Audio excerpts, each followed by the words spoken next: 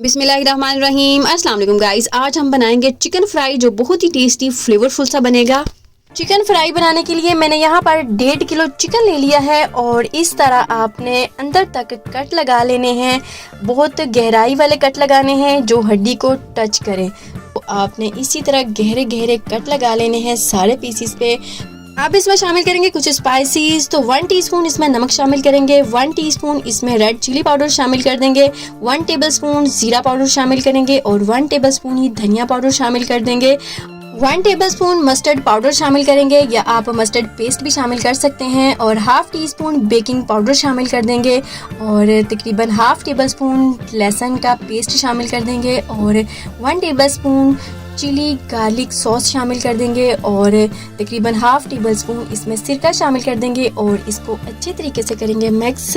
और मैं इसमें थोड़ा सा फूड कलर शामिल करूँगी, ये ऑप्शनल है, अगर आप डालना चाहें तो डाल दें वरना स्किप कर दें।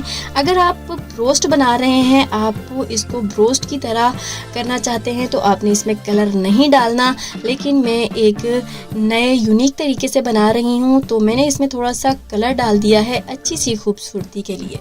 नाउ गाइस, ये बॉल थोड़ा सा बड़ा था तो मैं दूसरे बॉल में सारा चिकन मैरिनेटेड ट्रांसफ़र कर दूंगी और उसके बाद मैं इसके ऊपर क्लीन रैप से अच्छे तरीके से इसको कवर कर दूंगी और इसको मैं रख दूंगी फुल नाइट के लिए फ्रीज़र में। तो यहाँ पर मैंने 3 कप मैदा ले लिया है और इसमें शामिल करेंगे 1 टीस्पून नमक और 1 टीस्पून चिकन पाउडर और 1 टीस्पून काली मिर्च शामिल कर देंगे और अगर चाहें तो आप इसमें थोड़ा सा बेकिंग पाउडर भी शामिल कर सकते हैं, लेकिन मैं नहीं कर रही। और इसको अच्छे तरीके से मिक्स करेंगे। अगर आप ब्रोस्ट बना रहे हैं तो लाजमी शामिल करिएगा।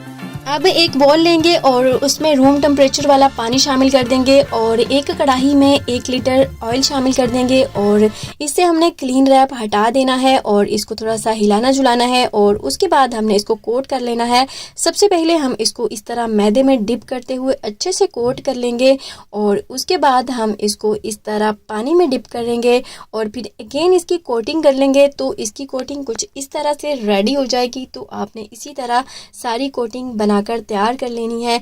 अगर तो आपने ब्रोस्ट बनाने हैं तो आपने इसको अच्छे तरीके से प्रेस करते हुए आपने इस सारा प्रोसेस करना है ताकि इस पे अच्छे से क्रम्स आए। तो मुझे बहुत ज़्यादा क्रम्स नहीं चाहिए, मुझे जस्ट इसको फ्राई करना है।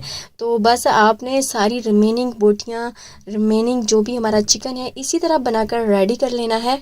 यहाँ पर ऑयल भी हमने फुल गरम कर लिया है और ये देखें जैसे ही हमने इसमें चिकन रखा और ये बड़े बड़े सी बबल्स बनने लग गए हैं, इट मीन्स दैट कि हमारा ऑयल का टेम्परेचर बिल्कुल परफेक्ट है। तो बस हम इसको हाई फ्लेम पर थोड़ा सा कुक करेंगे 2 मिनट के लिए, उसके बाद हम इसकी फ्लेम थोड़ी कम कर देंगे। तो इसी तरह उलटते पलटते हम इसको 4 से 5 मिनट में फ्राई कर लेंगे। तो ये देखें इस स्टेज पर हमारा चिकन बिल्कुल बनकर तैयार है, रेडी है। तो बस हम इसको अब बाहर निकाल लेंगे। तो इसी स्टेज पर हमने इसको निकाल लेना है। अगर आपने ऊपर से थोड़ा सा डार्क कलर देना है तो दे लें, लेकिन मेरे ख्याल से इतना काफ़ी है। ये ऊपर से काफ़ी क्रिस्पी हो गए हैं और अंदर से ये बहुत ही ज़्यादा जूसी और टेंडर बनकर रेडी होंगे। तो बस इसी स्टेज पर हम इसको बाहर निकाल लेंगे।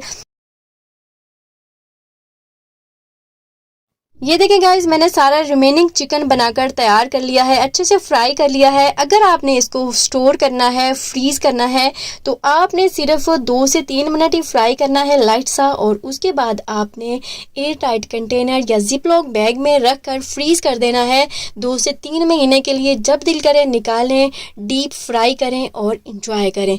तो ये देखें ऊपर से कितना क्रिस्पी और अंदर से काफ़ी टेंडर बोटियाँ हैं। ये स्पेशल किसी के लिए बनाया था। मैं आपको पूरे पीस खोलकर नहीं दिखा सकती, लेकिन इस तरह मैं लाइट्स आपको दिखा सकती हूँ ताकि मैं अगेन उसको क्लोज करके मैं रख सकूँ। पीस है वो भी अंदर तक बिल्कुल पका हुआ है, जूसी बनकर रेडी हुआ है, ऊपर से काफ़ी क्रिस्पी है। तो ये बहुत ही टेस्टी फ्लेवरफुल सा ये चिकन बनकर रेडी होता है। इस रेसिपी को ट्राई करें तो अपना फीडबैक ज़रूर दीजिएगा।